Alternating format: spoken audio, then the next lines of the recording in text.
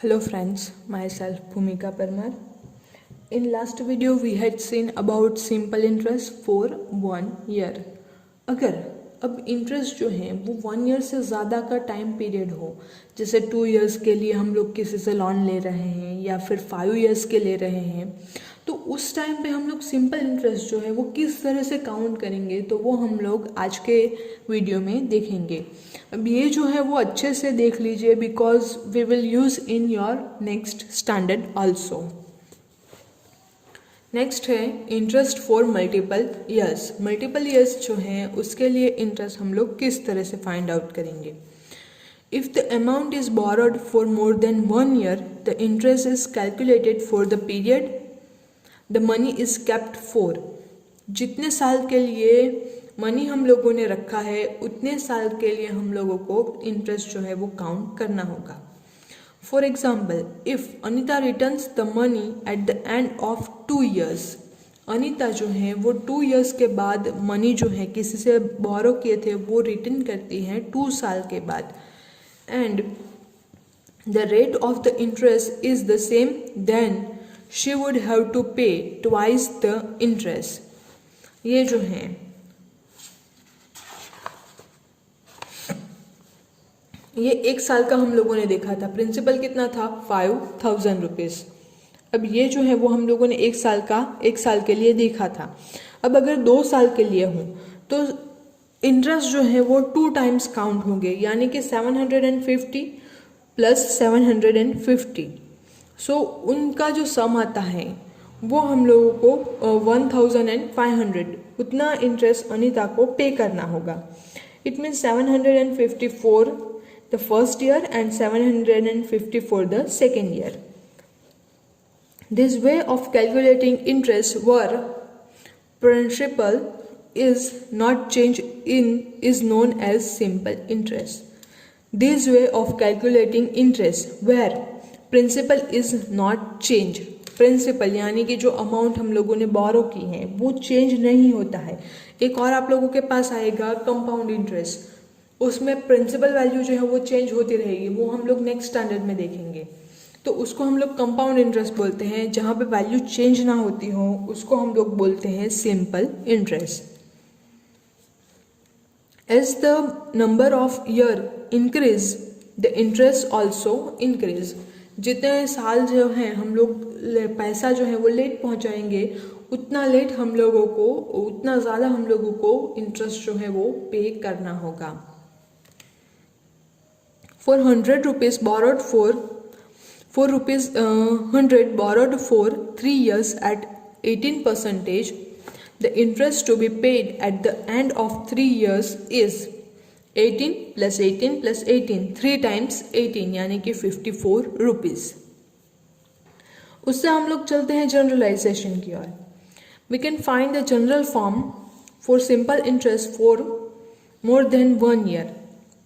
तो प्रिंसिपल हो गया P हम लोगों के पास, रेट होगा R%, and interest paid for 1 year is R into P divided by 100.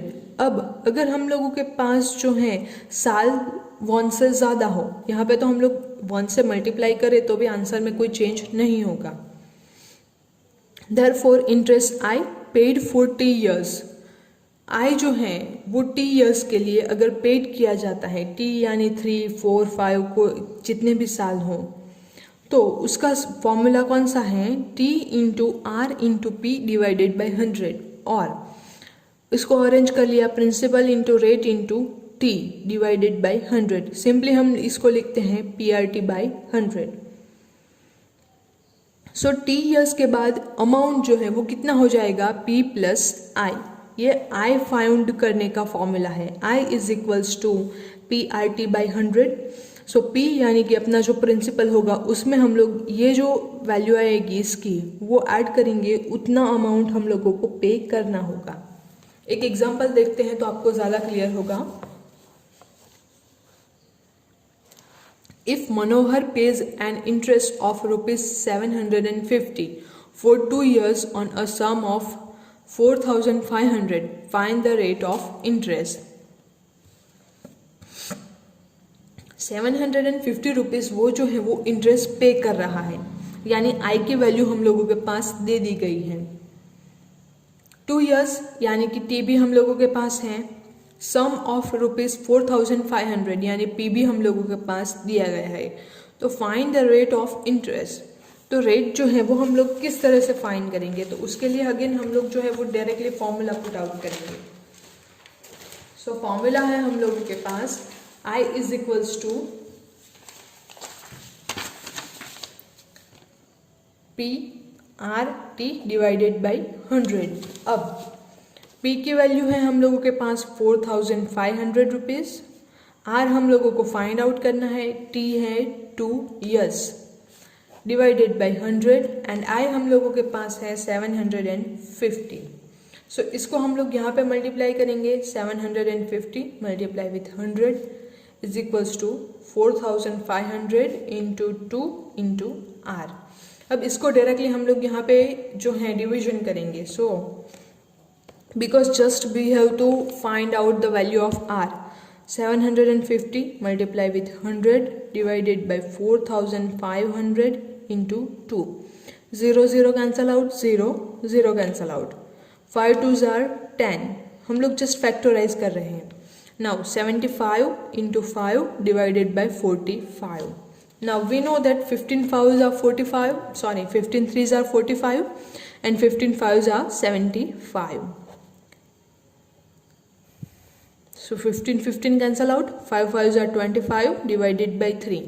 अब 25 को हम लोग 3 से डिवाइड करेंगे तो मिलेगा हम लोगों को आंसर 8 and 1/3%। तो यहाँ से डायरेक्टली हम लोगों को रेट जो है वो मिल जाता है। एक और सॉल्यूशन की मेथड जो है वो आप लोगों को दी गई है। For 2 years, interest paid is ₹750।